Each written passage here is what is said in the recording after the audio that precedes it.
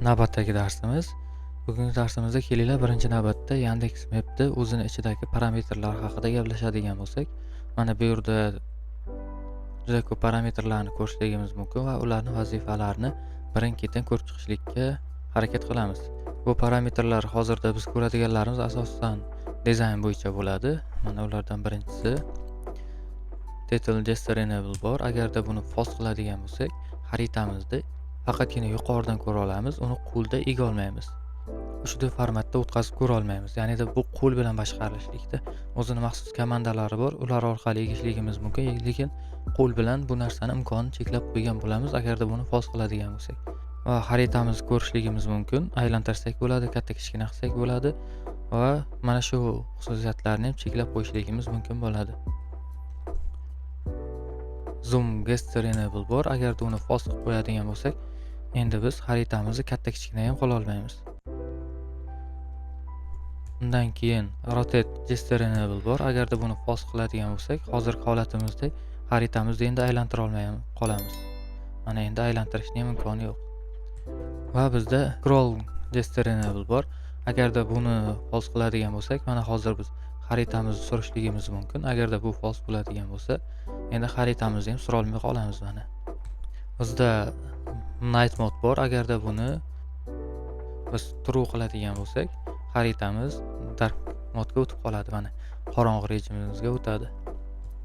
Va mod 2D enable bor. Agarda buni true qiladigan bo'lsak, faqatgina xaritamiz mana shunday yuqori 2D formatda ishlayveradi, 3D formatda ko'ra olamiz. Ya'ni biz bilamiz Yandex Map'da yoki Google Map'da ham manzillarimizni 3D formatda ko'rishligimiz mumkin bo'ladi. Binolarni mana shu narsani ko'ra olmay qolamiz, faqatgina yuqoridan ko'rishlik imkoni bo'ladi.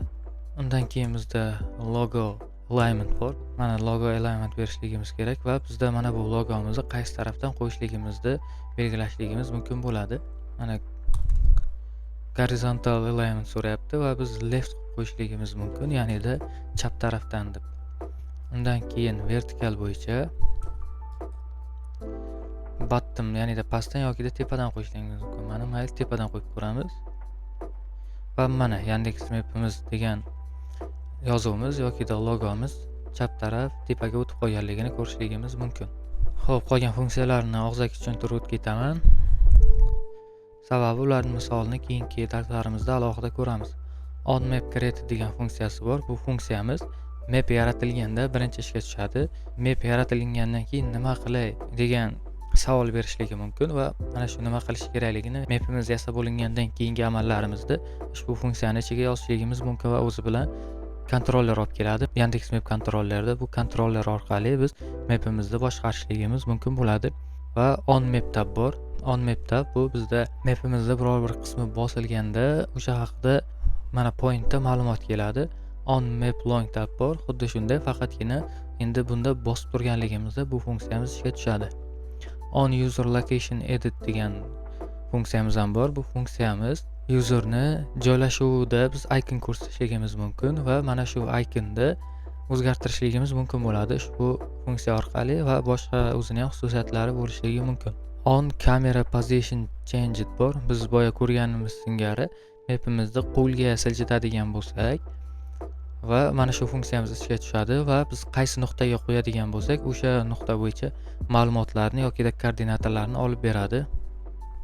Xo'p, On Traffic Change funksiyamiz bizda yo'l tirbandligini aniqlashlik uchun xizmat qiladi deyilgan. Agarda yo'lda tirbandlik kamayadigan yoki ko'payadigan bo'lsa, mana shu funksiya ishga tushadi va o'sha haqida ma'lumot beradi deyilgan dokumentatsiyasida. Undan keyin Map Type bor. Buni ham hozir ko'rsatib o'tib ketishligi mumkin.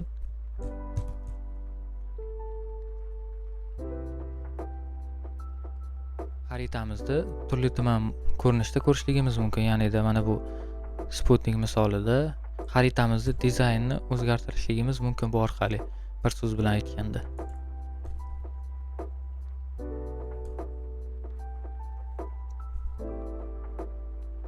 Undan keyin On Object tab bor. Bu bizda biror bir binoni yoki shunga o'xshash narsani bosganligimizda o'sha haqida ma'lumot olishlik uchun xizmat qiladi. Kamera bounding bor. Bu xaritamizni biror bir hudud bo'yicha cheklashligimiz uchun kerak bo'ladi. ya'nida xaritamizni faqat Toshkent hududi bo'yicha ishlatmoqchi bo'lsak, ushbu parametrdan foydalanib o'sha hududda koordinatalarini berib qo'yishligimiz kerak bo'ladi. Kelinglar endi foydalanuvchini joriy joylashuvini aniqlab va uni mapdan ko'rsatadigan kichik logika yozib ko'ramiz. Va men bitta narsani aytib o'tishligim kerak.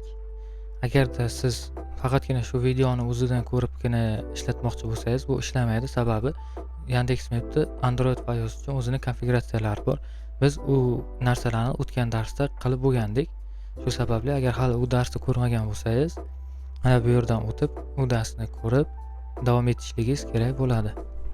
Hop, demak, men birinchi buni o'chirib tashlayman.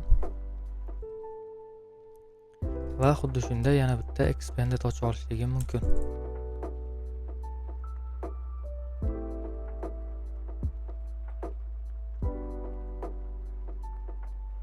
Undan keyin foydalanuvchini joylashuvini olishligida bizda ikkita yo'l mavjud. Birinchisi Yandex.Map'da o'zida olishligimiz mumkin, uni kontroller orqali va geolokator package orqali joylashuvini olishligimiz mumkin foydalanuvchini va o'sha biz olgan joylashuv ma'lumotlarini Yandex.Map'ga berib, undan keyin uni xaritaga ko'rsatishligimiz kerak bo'ladi va bizga eng yaxshi yo'li Yandex.Map'da o'zini kontroller orqali ko'rsatishligimiz hisoblanadi. Unday bo'lsa, birinchi navbatda bu yerdan kelib funksiyamizni assign qilib qo'yamiz va Yandex.Map'da kontrollerini ochib olamiz. Let bo'ladi va Yandex.Map controller deb nom berganimizdan keyin uni Yandex.Map ichida mana bu yerda onMap created degan maxsus metodi bor va mana shu metodi ishga tushganda bizda u metod bilan birga qo'shilib mana kontroller keladi.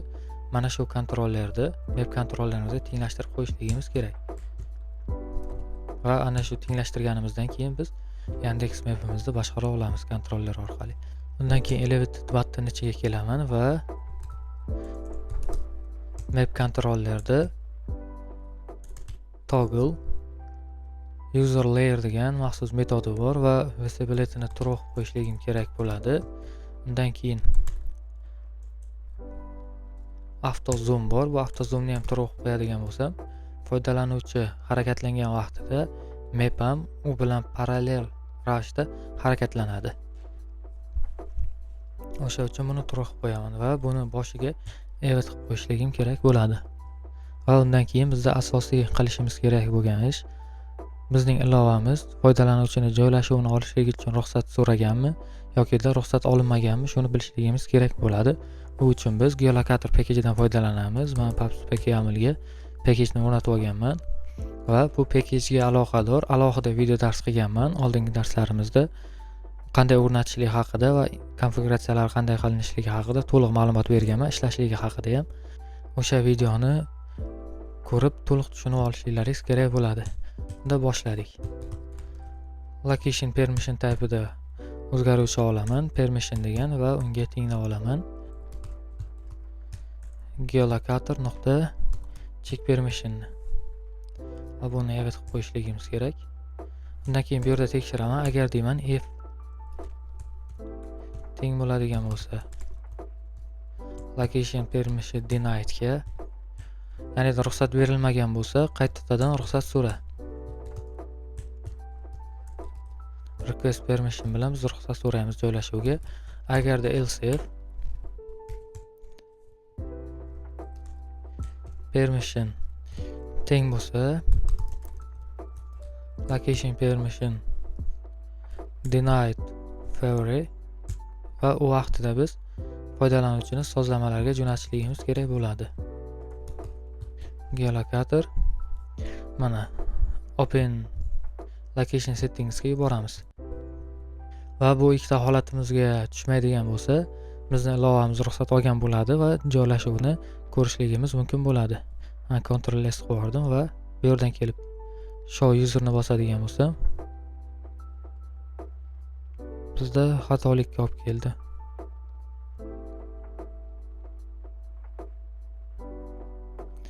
Check permissionda xato bo'lyapti. Men ilovani bitta rundan to'xtatib qaytadan qo'yishligim kerak. Va mana ilovamiz qayta ishga tushdi. Undan keyin bu yerdan kelib show userni bosadigan bo'lsa, mana bizda ruxsatni so'rayapti. va bir marta faqatgina shu safar uchun ruxsat berishni bosaman. Undan keyin show userni yana bir bosadigan bo'lsak, mana bizda bizning foydalanuvchimiz joylashuvi ko'rinadi. Ya'ni o'zimizning joylashuvimiz mana shu yerda. Bu yerda o'zini default logosi turadi va biz joylashuv qayerda bo'lishidan qat'iy nazar o'sha yerga xaritani olib borib qo'yuvchi loyiha yozishligimiz mumkin yoki mana bu logoni o'zgartiradigan qilishligimiz ham mumkin. Kelinglar endi mana bu userni joylashuvini ko'rsatib turgan default icon o'rniga o'zimizning customli iconimizni qo'shib ko'ramiz. Va men birinchi navbatda assets fayl ochib oldim va uning ichida user degan png rasm saqlab oldim. Hop, mana shuni hozir almashtirib ko'ramiz. O uchun bizda Yandex.Map'da ichida on user location edit bor va bu maxsus funksiyamiz bizga user location view degan parametrni olib keladi, qiymatni. Va biz uni ichida boshqa bir qiymatlari bor, ya'ni userni joylashuvini, ko'rinishini saqlaydigan, qolganlarga tegmagan holatda, faqatgina rasmni o'zgartirgan holatda qayta yuborishlik uchun uni copy paste metodidan foydalanishligimiz mumkin. Mana view qilib copy paste ishlatadigan bo'lsak, faqatgina bizga kerak bo'lgan qismini yangilaymiz, qolganini o'zinikini qaytarib jo'natib yuboramiz. Va bu async bo'lishligi kerak. Undan keyin mana pin degan parametr bor. Mana shu pin orqali biz o'zgartirishligimiz kerak bo'ladi. Va endi xuddi shunday view ichidagi pinni copy paste qilib, uni ichidagi faqatgina iconini o'zgartiramiz. Mana placemark icon nuqta single ishlatadigan bo'lsak, placemark icon style bor mana va unga image so'rayapti. Ko'rib turganimizdek image deb berib yuboramiz. Bizda image'imizni shundoq kopya olib tashlab qo'yishligimiz mumkin va biz image'ni to'g'ridan to'g'ri bera olmaymiz-ku. Bit map descriptor degan maxsus klassimiz bor va unda from assets qilib bera olamiz, ya'ni assetsdan rasm qo'shishligimiz uchun va kopya olgan URLni bera olamiz. Va bo'ldimi shu bilan?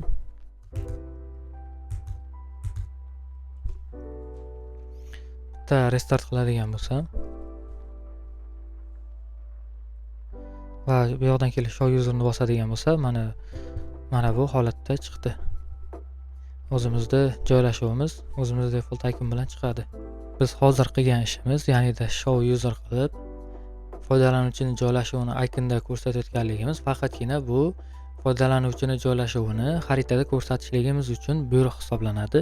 Xaritamizni boshqa qismida bo'layotgan bo'lsak, ochib turgan bo'lsak, show user qilganimizda xaritamiz mana shu foydalanuvchi joylashgan joy bo'yicha siljib kelmaydi yoki asosiy nuqta qilib shu yerda ko'rsatmaydi. U uchun biz alohida amal bajarishligimiz kerak bo'ladi. Hozirgi qilgan ishimiz faqatgina foydalanuvchini joylashuvini xaritada ko'rsatish buyruq hisoblanadi. Kelinglar endi shuni qilib ko'ramiz. Foydalanuvchini joylashuvini olishni bosganligimizda foydalanuvchi qayerda turgan bo'lsa, xaritamizda ham o'sha yerga olib borib beruvchi logika yozib ko'ramiz. U uchun xuddi mana bunday singari bitta elevator button ochaman men.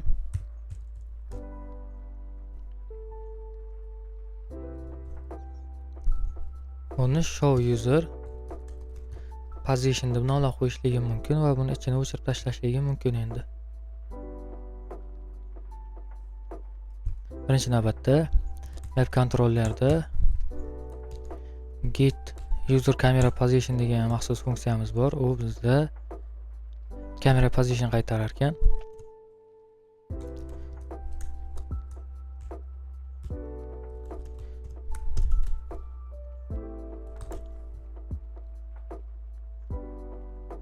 Va bu bizda null bo'lishligi mumkin ekan. Bu nimaga null bo'lishligi mumkin? Sababi ba'zi vaqtlarda joylashuvni ola olmay qolishligi mumkin. O'sha vaqtida bizda nullga tekshirib olmasa xato olib kelishligi mumkin. Va yana bitta narsa, men hozirda permissionlarga e'tibor bermayapman, faqatgina logikani o'ziga to'xtalyapman.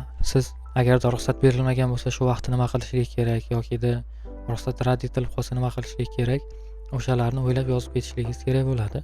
Undan keyin map controller ichida bizda move camera degan maxsus metodi bor. Mana shu orqali biz kameramizni harakatga keltirishligimiz mumkin ekan. Camera updated new camera position deydigan bo'lsak, mana endi bizda camera positionni so'raydi. Biz user positionni berib olishligimiz mumkin bo'ladi va buni null bo'lmaydi deymizda. Mana bu yerdan kelib ifda user position null bo'lmasa, mana bu amalimiz bajarishligini aytishligimiz mumkin.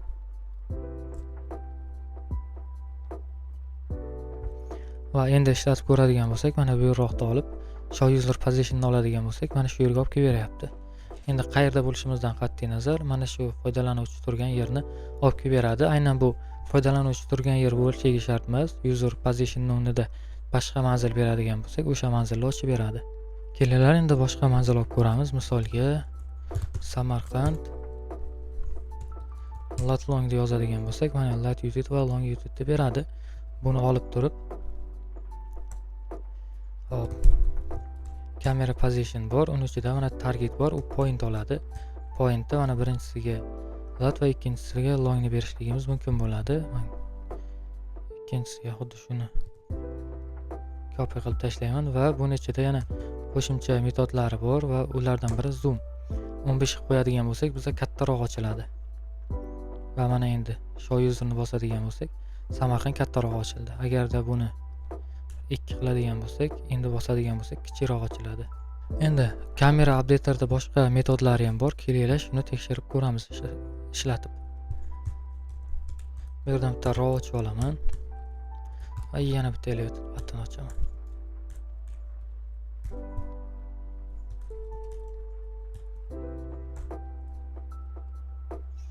Va endi buni ichiga kelib,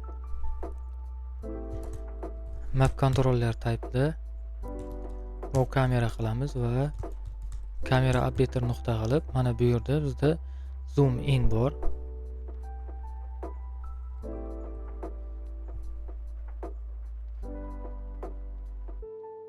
Va xuddi shuni copy qilib turib, bizda zoom out ham bor. Biri bizda mapimizni kattalashtirib beradi, ikkinchisi mapimizni kichiklashtirib beradi mana bosganligimizda.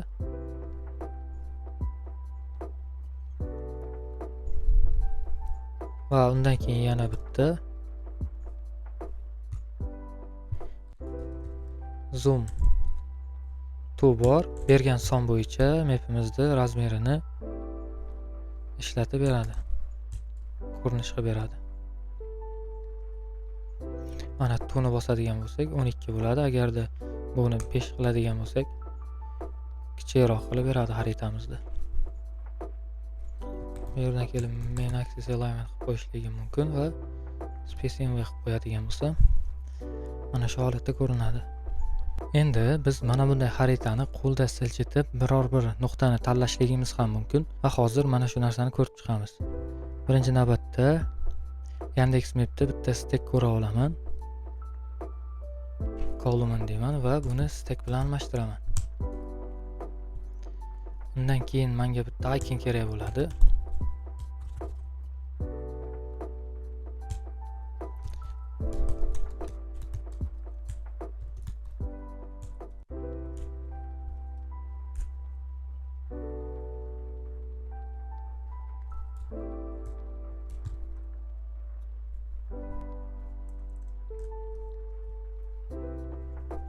Va mana bu holatimizda bo'ladi.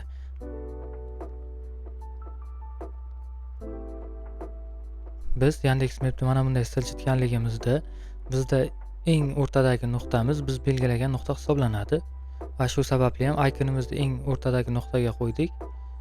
Mana bunday o'rtaga olib kelganimizda mana shu yer tanlanganligini bildirishlik uchun.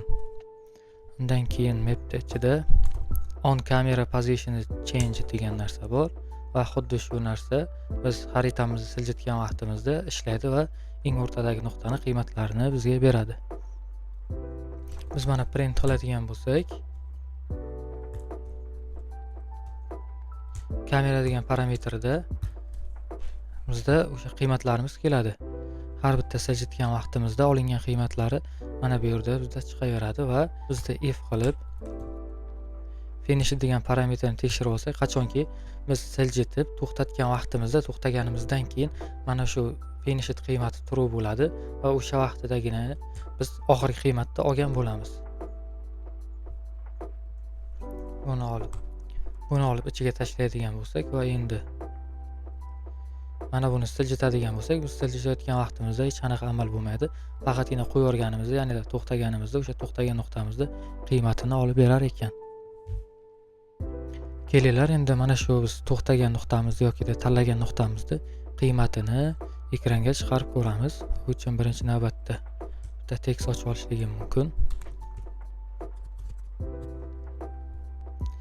Va mana bu yerdan tekstimni yozishligim mumkin.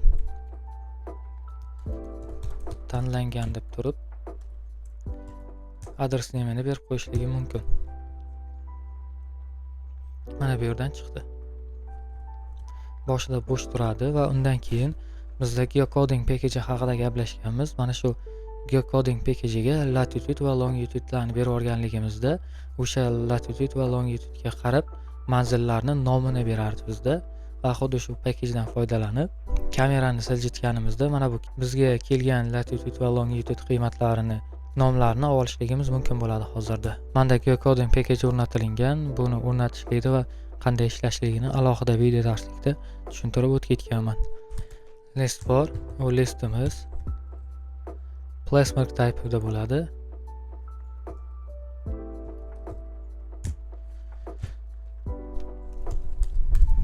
Adres deb ochishligimiz mumkin va bizda placemark from koordinata degan geocodingdan keladigan maxsus metodimiz bor va u evet bo'lishligi kerak.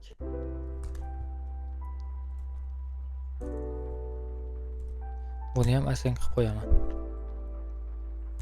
Undan keyin kelgan qiymatni if qilaman va adresni aytganimizdek bu bo'sh bo'lib qolishligi mumkin. Is not empty bo'lsa, hop, adres name ga tenglashtiramiz. Adresning birinchisidagi elementining hop countrysini bo'lishligi mumkin. Va bu null bo'lishligi mumkin deyapti. Biz null bo'lsa bo'sh deb yozib qo'yamiz. Undan keyin mana bizda bu yerda kamera positionda o'sha belgilangan manzilning lat va longlarini olishligimiz mumkin bo'ladi. Mana bu yerda target ichida latitude va mana shunday longitude ham olishligimiz mumkin. Va qiymatimiz tenglangandan keyin ekranimiz qayta belgi bo'lishligi uchun sestetdan foydalanamiz. Va mana bu yerda endi siljitadigan bo'lsam, mana Rossiya deb chiqarib beryapti. Bu faqatgina hozirda davlat nomini chiqaryapti.